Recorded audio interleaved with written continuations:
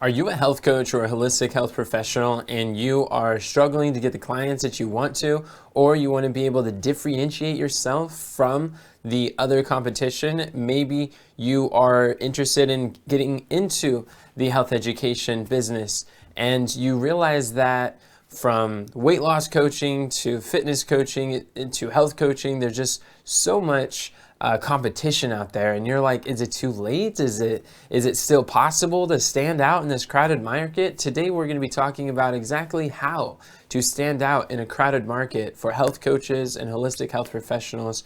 And contrary to popular belief, you don't need to have a big audience in order to make big money online. In fact, if you learn some of these simple tools that I'm going to share with you, this can help to differentiate you from the competitors. And when you apply these principles and avoid these common mistakes, then it's going to separate you from other people. And the fact that there is a crowded health market, some people see that and they're like, that's why I don't want to enter the health coaching. That's why it doesn't work, or that's not a good idea to pursue. But in reality, a crowded health market is a good sign of a healthy, there's lots of transactions. There's big transactions coming from multiple businesses, multiple clients. That's a sign that there's a lot of business that is taking place. There's a lot of opportunities for you to be able to get a piece of the profit that is so readily available in this multi-billion-dollar industry. But the way to do it is by learning how to differentiate yourself in the market and being able to stand out in this capacity. So to illustrate this concept, I like to think about how Bruce Lee said famously once, "I fear not the man that who has practiced 10,000 kicks one time. I fear the man that has practiced one kick 10,000 times." Now, what's really powerful about this is how this is talking about like martial terms, but what about in medical terms? What about in marketing terms? In health, clients aren't looking for a health coach who has done 10,000 different talks or helped with solve 10,000 different health problems or have done 10,000 different health procedures or processes one time. Health clients are looking for a health professional who has solved one problem 10,000 times. And there's riches in the niches. It's by learning to specialize your skills, specialize the problem that you're solving in the marketplace that makes you the go-to person in your field. And even if you have a health program or a health message that's able to benefit everyone, that doesn't mean you can market to everyone. You have to identify and pick who are you going to serve. A lot of times, people like to choose to speak to your younger version of you. Like, what is the mentor you wish you had 5 years ago? Or whenever you were a younger version, when you were having more health challenges, what do you know now that you wish you knew before? And let that be your target audience that you're able to serve and help. But a lot of times people, I talk to health coaches who are having a hard time getting more clients or selling their supplements. I'm like, all right, so what do you do? Oh, we help with everything. We help all sorts of things. And it's different for every single person. But the challenge with that is anything that is for everyone is also for no one. So unless you pick who is the profitable person, then it's going to be very difficult. I like the 1 by 1 by 1. You pick one problem one valuable problem you're going to solve for one person, one profitable person that you're going to help, and one program. If you're just getting started, this 1 by 1 by 1 really helps you to clarify the focus and be able to speak to and call out your ideal audience. In fact, there's two different types of, say, health experts that can be, people want to pay for expertise, but there's two different types of health professionals. One is a generalist, and the other is a specialist. But if you'll notice that specialists in every single field throughout the marketplace, they get paid disproportionately more as a specialist than would a generalist. And if you look at a general surgeon is going to get paid far less than someone who's a brain surgeon or a heart surgeon. In fact, I had a friend who was had some gallstones, and she was needed to address them. And so the only way that the healthcare system knows how to handle gallstones is by surgically removing your gallbladder. But the problem with doing that is you won't be able to emulsify oils for the rest of your life. It's going to be very difficult for digestion. And but I didn't know until she was actually in the hospital and she was scheduled and getting ready for surgery. And I visited her as I was. It was unfortunate because there is a 48-hour cleanse that you're able to do that could soften up your gallstones, make them soft like cotton balls that they compress, and you could pass through and eliminate gallstones naturally without surgery and keep your gallbladder. And I wish I knew sooner, because I would have let her know, and I've helped. I've gone through it. I've helped other people go through it, but it was unfortunate. So she goes into the surgery, and because there's a general surgeon there who is, a lot of times they're like practicing, they might have done multiple different procedures only a handful of times. And while this surgeon went to cut her gall duct, he accidentally snipped her liver duct and severed her liver. And that was a oops. But that left her in a very life-threatening condition where she was rushed to a larger city, larger hospital, where there could be a specialist who's able to help undo or save from the mistakes that the generalist made. And that specialist was able to connect back together the liver duct that was separated. She almost lost her life. She almost left her children as orphans. It was a very difficult time. Her son was living with us for about a month because of that dire situation that happened because a generalist was practicing. One of the first times I was exposed to this is I had someone who I was helping them with their health, and he was telling me, he's like, I have an issue. I have hemorrhoids, and a very severe case of hemorrhoids. I want a very specific procedure done, and he's like, help me find what is the name of the specialist who specializes on doing this type of surgery and helps with like hemorrhoids. And he explained to me, he's like, would you rather have a health professional who's practicing, who maybe done this procedure like 3-5 times in 50 years or in their career, or would you rather have a specialist who's done it 3,000 to 4,000 times the same procedure throughout their 50-year career? It's like, which one would you rather be? Would you rather be like have someone practice on you, or would you rather have someone who has thousands of successful procedures under their belt, and that's what they do? It's like, wow, that makes sense. Well, I'd rather have the specialist. And that's when I realized there are specialists on every single category, and whoever chooses to specialize on a particular health challenge, they're going to get the lion's share of the profits for their business. And so that's one of the first things I do when health coaches come to me for marketing, is I help them to narrow down who is your profitable target audience, your profitable person you're going to serve, and then what is the profitable problem you're going to solve, and what is a profitable program that you're going to package your solutions in. And once you get really clear on that, it helps so much of the messaging, the marketing, where you're going to speak at, so much of this gets clarified, and even what you're going to learn, it simplifies a lot. So and then I learned that the one who helps with hemorrhoids and focuses on the butt, nothing but the butt, is called a proctologist. And I didn't know that, but that was very enlightening, and I never forgot that conversation. So, like manner, your clients, your ideal clients who are high-paying health clients are looking for specialists.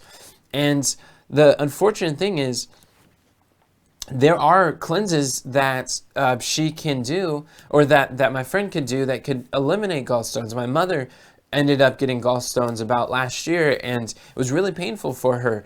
And she had a pain. When we went to the hospital, get it diagnosed and recognize what the problem is, then we're able to go home and treat it naturally. And she was able to eliminate her gallstones. And we're able to see them pass, and it's natural and it works. And that's exactly what Dr. Marianne Jones does. She is someone that we've worked with in business, and she has a 10-day cleanse where she specializes in removing gallstones, kidney stones, liver stones, and it was inspired by Daniel's 10-day trial in Daniel chapter 1. So she takes people through. She's very highly specialized in her area as the naturopathic doctor. And what happens is, through this cleanse, people go through and they get such powerful, amazing results during these 10 days that they want to go through it later on, or it addresses so many of their challenges, and they want to go invite others. So she becomes very highly sought after. She's booked out. She's got way more people who want to pay her for a program than she has a capacity to be able to handle. But part of it is because she specializes with one program and one problem that she's solving. And she gets consistent referrals. When people go through a program, then they want to take their friend, they share it with their doctor. The doctor's like, this is incredible. How are you getting these turnaround results? And they take her through this program. And she works as she helps bring referrals to our business too, and helps sell some of our supplements. And she's used it as a strategic partner, and recommends it to her clients as well. But this is part of the key. If you want to go from being overlooked to overbooked, then understand the riches are in the niches. Start to specialize so that you could really expand and grow much further faster. So there's another example. I attended an event. It was called Influencer Summit by Brendan Burchard. And here at this event, Natalie Hodson was one of the speakers. And every speaker at the Influencer Summit was making over $1 million a year in their influencer business. And what Natalie shared is she was a fitness educator, and she was a fitness blogger, fitness influencer. She really wanted to document her journey of fitness and like health and nutrition. And as a mother, she just blogging on her journey, and she collected a growing audience of fans who could resonate with her and really enjoyed her message.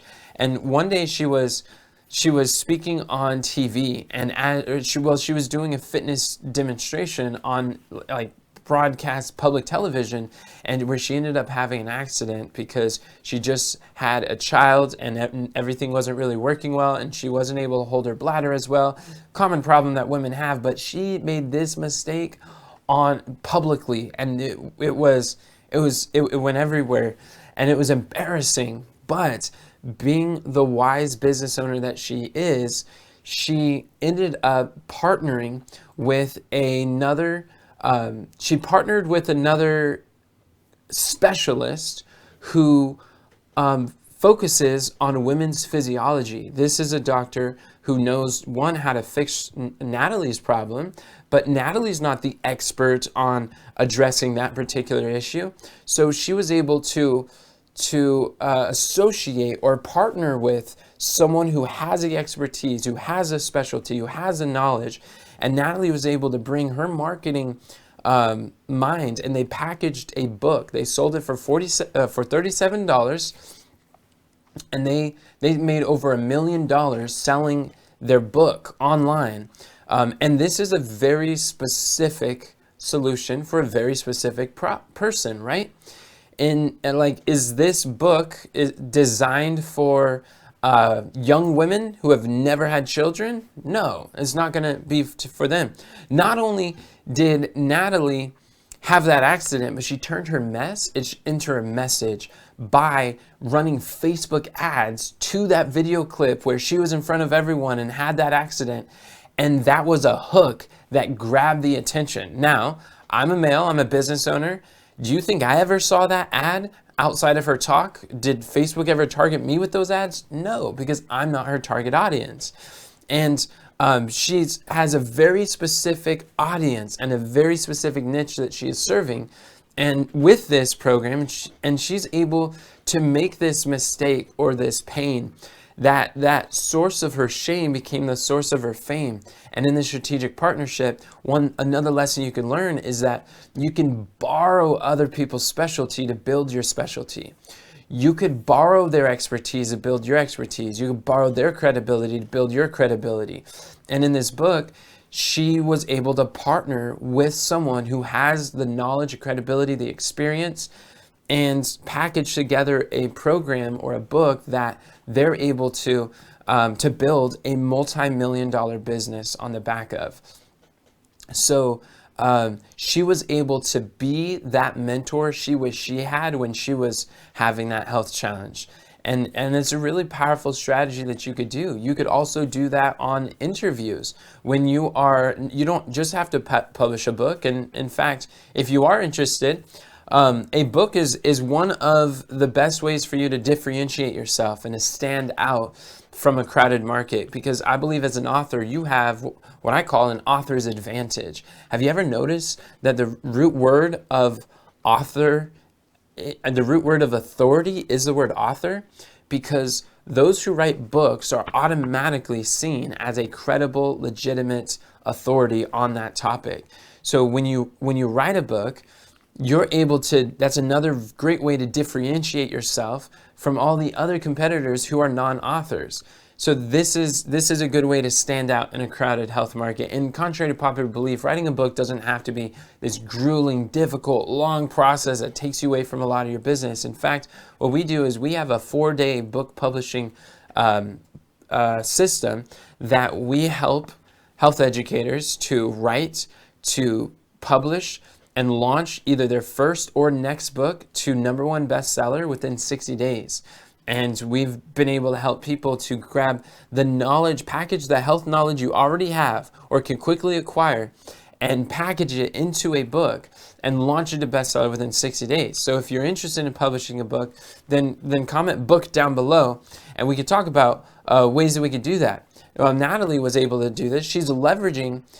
Notice how she's writing a book with an expert. You could do this with interviews. You can interview experts on your field. If you have a health challenge that you want to learn more about, that you have a problem that you want to grow or you want to better understand, one of the best ways that you can get paid, you can earn while you learn, you can get paid to create your programs, is by learning to interview mentors and extract from them what they did, what was their journey, and how did they get these what advice would they share? And if you host these guests, experts on your platform, then you're creating what I would call a reporter's platform.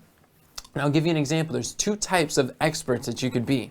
Number 1, you could be a results expert. So when I had a heart attack when I was 12, and I found out that I was borderline diabetic, high cholesterol, high blood pressure. I already knew I was morbidly obese and severely depressed. But through this, because there was one man with a health message who learned how to monetize his health knowledge, he packaged his health knowledge into a book and sold my mother his program. Then she was able to, when I was 12 years old, and I'm like, something's got to change. Mom, what do I do? She grabs his book and the knowledge that she learned from this man, the late Hans Steele, and was able to share with me these principles that I was able to lose 50 pounds in 3 months. And I stopped eating, I haven't touched a soda since I was 12, and I stopped eating donuts. I stopped, there's a lot of things that I learned, and I transitioned my lifestyle and exercise and moved that I was able to lose the weight, and I kept it off. So that's a result that I have that other people would be interested in. It's a result like high blood pressure, high cholesterol, obesity, these pre-diabetes. These are things that are rampant. And that opened the doors for me when I was 17 to go share my health message, to go share my testimony. People are like, you had a heart attack when you were 12? Tell me more about that. What is going on? And then that would open the doors for me to speak at events and at different locations, online and offline, and travel the nation to be able to share my journey and my story, and people would come to me. So that could be a form of results expert. If you have any results that may be of interest to someone, then that's one type of expert. But the second type of expert is also extremely effective, and that's what I would call a reporter expert.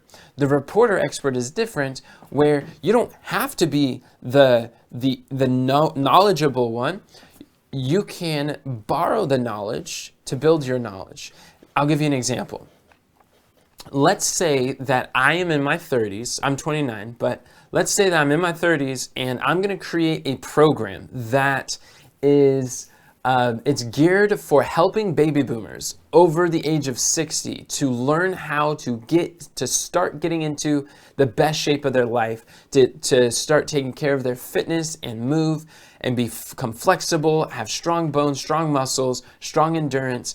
And I'm going to create a program teaching baby boomers how to be elite athletes. Like, I'm talking about ultra marathons that are triathlons, Ironmans, being able to do extreme fitness like climbing Mount Everest or the tallest peaks around the world in their 60s. And I'm going to create a program like that. Now, I'm not in my 60s. I've never climbed these massive mountains. I'm not an elite athlete doing ultra marathons by any stretch of the term. Now, how many of you would be interested in buying my program if you fit that demographics? Anyone? Really? So at an event, it's usually where I hear some crickets, right? But what if I told you that I went through and I found some of the most amazing baby boomers who, like this man, Yuichiro Miura, who at age 80 years old, he climbs Mount Everest. He's climbed Mount Everest 3 times in his later years of life. I've found people in their 60s who are doing ultra marathons, and I interviewed these elite athletes who started their athletic journey in their later years of life after the age 60. And I interviewed over 100 different athletes. And I asked them, what are the biggest mistakes that people make that keeps them from moving and having the body that they'd like in their later years? Or what did you do? Why did you get started? What advice would you give to someone who is older and wants to move and stay healthy and have a clear mind and have a functional body that is like peak performance even as they're getting older? And I found 100 people were in better shape in their 60s, 70s, and 80s than they were in their 20s or 30s. And I interviewed, I'm saying, how did you get like that? What did you do differently that allowed you to be able to accomplish these incredible feats? And I interviewed these people, and I recorded all of them, and I distilled what were the common practices. And I realized that there was 5 main things that all 100 had in common. There's 5 patterns that I recognized that without exception, all of the athletes over 60 that are thriving physically, mentally, they have these 5 things in common. And I'm going to do a special training, a bonus deep diving on those 5 points with examples. And I've even highlighted the best interviews, the best clips from those 100 interviews, and I put them together so you don't have to go through all the effort and energy I put through there. And now I'm going to package some of the best interviews and my analysis of like the master framework that all 5 have in common. And then I package that into a program and I sold that. Now, how many people would be interested in buying my program? Absolutely, because that is amazing. But what didn't change was I'm still not that age. I'm still not climbed those mountains. I still haven't, not an elite athlete, but by taking the reporter approach, there is value in curating. There's value. You can borrow their audience as you build your audience. You can borrow anything that you lack in resources, whether it's time, knowledge, audience, credibility, the expertise. anything you lack in resources, you can always make up and leverage. You can leverage other people's knowledge, other people's talents, other people's audiences, other people's stories, and you can share these things that you can borrow their story as you build your story. So you see that there is value in reporting. There's tremendous value, and you can build a highly profitable business reporting on the lessons from these interviews, and it's free. Many of these people are actually quite simple to interview. Most people who wrote a book, if they wrote a book on a topic, then they're waiting for opportunities. They must geek out on this topic, and that's their jam, that they like it, and they are waiting for opportunities to talk about their topic of expertise and passion. And by you reaching out to them, say, hey, I would like to interview you on my podcast. Would you be open to it? Most of the times they say yes. They don't even ask how many people are on your podcast. They're just like, yeah, I'd love to. And say, I love your book. I've read it. I've really enjoyed it. Take your favorite authors. Take your favorite mentors, those who inspire you, that you've learned the most. And you're like, wow, I wish I could just have access. And you can have virtually unlimited access to highly successful mentors to learn the area of your expertise that you desire to step into. And by having a reporter's platform that I talk about in my book on high ticket health coaching, and interviewing these people, and you can gain experience that way. And you're adding tremendous value to your target audience, your ideal clients. And you know, the story that I gave is not just hypothetical or fictional, it actually happened. In fact, that's exactly what Tony Robbins did when he was younger. He would see people as they're aging, it really looks like they're aging, or they act like they're aging, their memory starts deteriorating, and they're like, I don't want to do that. And Tony was thinking, well, when I get 60, 70, I want my health to be improving, not declining. I want to be at peak performance when I'm older. So he went on a journey to solve his problem, and he went and he interviewed 100 of these elite athletes who started their journey after the age of 60, and he found patterns. He packaged it into a health program, sold it, and made over $1 million with these interviews. And it's as simple as that. And that was to solve his problem. So there's so many ways that you can actually get paid to learn your expertise, to learn your specialized knowledge that you can quickly acquire. And you can get decades of their experience packed into days or hours with these interviews. And not only that, even his latest book, Life Force. Now, I got this in the mail, and Tony Robbins takes this reporter's approach again, because if you look at the back of the cover, I thought it was interesting. It says, Life Force is the result of interviews with more than 100 of the world's top medical pioneers. This shows that, well, the thing about Tony is he's overcome cancer. He's overcome he defied diagnosis that they said were incurable, that there's no way you could reverse them, and he did. He's helped thousands of people to also defy their diagnosis, and he's got like the peak performance in his 60s of like a professional athlete. The amount of calories, and studies have been done that the amount of fitness required for him to work what he does is also like equivalent to the amount of calories and energy exerted and the performance required for a professional football player who's in a Super Bowl game.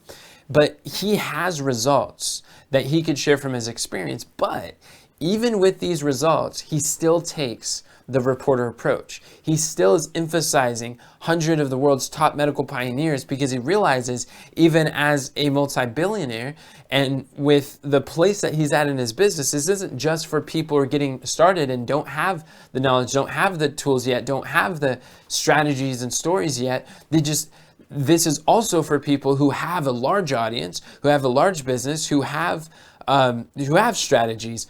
Being able to report on mentors, to interview experts in your field will help you with continued education, will help you to sharpen your tool set, to be able to stay on top of mind. And it positions you as an authority on that subject, because now you're seen back to back to back interviewing and having conversations with a lot of these top authorities. And so this is a very powerful way for you to break through in a crowded market. And so there's the reporter approach. And others, sometimes people are like, well, I don't really have the result yet. Maybe you want to lose weight and you're like, I'm still not the weight that I'd like to be. Or maybe you want to help people to overcome diabetes and you're like, well, I haven't fully overcame diabetes yet, but I want to. You don't really have to wait in order to get there. And I'll show you exactly what I mean. There's a concept that Gary Vee talks about, and he says, document, don't create. That's this concept where instead of thinking about creating content, instead of like saying this is how to build or like how to lose weight, say this is how I am losing weight. This is what I'm doing to lose weight. Like document your journey, document your discoveries, and you tell people, look, I realize like this is exactly what Joe Cross did. He wrote a book, Fat, Sick, and Nearly Dead. He's like, I realize I'm fat, I'm sick, and I'm nearly dead. If something doesn't change, this isn't going to last very long. And he's like, follow me on my journey as I discover through a plant-based diet and getting concentrated nutrition how to change my life. And this book he published a book that landed him a best-selling documentary. And because of this documentary, how many of you have seen the documentary Fat, Sick, and Nearly Dead? Type documentary in the chat if you have. And if not, it's a powerful documentary. But now, because of this, he gets paid big money to speak on stages. He's high in-demand health authority, and he has coaching programs, and he's made millions in affiliate revenue as an affiliate selling other people's products. And what's really powerful about this is, like, he's not a health expert. He's coming from a lawyer background. He was a lawyer. So this is how this average Joe was able to build a multi-million-dollar business when he was fat, sick, and nearly dead, but by learning how to document the process, learning discoveries. He would interview some health experts who talk about, he would be open about his medical numbers and what his challenges are and his setbacks, his joys, his journey, what's working, what's not working. And you can do this too. So instead of like positioning yourself as like, I'm someone who has arrived, if you haven't arrived yet, that's fine. If you haven't built the muscle you desire, if you haven't got like improved your memory that you wanted, or if you haven't lost the weight that you want yet, you don't have to wait to get there. You can document your discoveries. You can document your journey. You just say, hey, I am going to be investing in myself. I'm not happy with where I'm at. I'm going to this journey of losing weight. I want you to follow me on this journey, and I'll share with you what I'm learning and who I'm learning from. And I'm going to be interviewing people who are experts in their field that could give some suggestions and tips and tools. And you could just follow me on this journey as I go on this path. And the reality is, every business is helping people to go from like they have a problem. And this is where they are. There's a gap between where they are and where they want to be. And your framework, your business, your programs, they bridge the gap. And so what is really powerful about this is you don't have to get to the top of the scale, the mountain of achievement before you start helping other people. Even if you're on the journey, even if you're 3-4 steps ahead of your ideal clients, if you're like teaching a younger version of you, like what can you share with yourself 5 years ago that would have radically transformed your life if you knew? And if you think of it that way, then it becomes so much more easier and authentic. You're not teaching people who are 20 steps ahead, or you're not, you're just a few steps ahead, and you're being that mentor. Because honestly, many people would rather learn from someone who's 3-4 steps ahead than someone who's 30 or 40 steps ahead, or 30 or 40 years ago they were where your ideal client is, because they feel so detached. You're like, that person doesn't understand me. They're not like me. They don't know what I'm going through. But if you're right there in the midst and you're documenting your journey and you're describing what you're doing and what's not, people aren't looking for a leader that's always right and that's perfect. They're looking for a leader that is always real, that's making progress. And when you can understand this, it opens the floodgates of being able to build a business while you're on that road to recovery. And then also the reality is too, it's like, does a doctor have to have diabetes in order to help diabetics to overcome their diabetes? No. And do I have to lose weight in order to help someone who wants to lose weight and give them principles? No. I've been like, as a mechanic, when I was working at a mechanic shop, do I need to have a broke down van in order to help someone to fix their van? Or do I need to have a old clutch in order to replace someone else's clutch? No, I don't. So in so many different professions, you don't need that problem in order for you to help people to solve that problem. So sometimes when people are picking a profitable problem, they're like, well, it's like, I haven't done that. It's okay. Go interview people who had that problem and let them relate to your story. I mean, your audience, your ideal clients, and tell stories that your ideal clients can relate to. It don't have to be about you. They could be about other people that your ideal clients can relate to, but pick one profitable problem for one profitable person and solve it through one profitable program. And when you're getting started, if you focus on the one and you nail it, then you can scale it. This is some of the keys of standing out in a crowded market. And if you're interested in understanding more marketing tips like this, I would highly recommend that you grab a copy of my book on high ticket health coaching. As you can see it on the screen, this book is designed to help you to get your message out, packaged, and into serving the people that you're called to serve. In my book, I talk about how marketing is bringing your message to the masses. If you desire to take your health message to the masses so you can make a difference in the lives of people you're called to serve, then grab a copy of my book, highincomehealthexpert.com/book, or comment book down below, and we'll gladly send you a link. But hopefully this has been helpful. I look forward to hearing from you again. And remember, friends, subscribe. And and remember that God doesn't call a qualified, He qualifies a called. Have a great day, and God bless.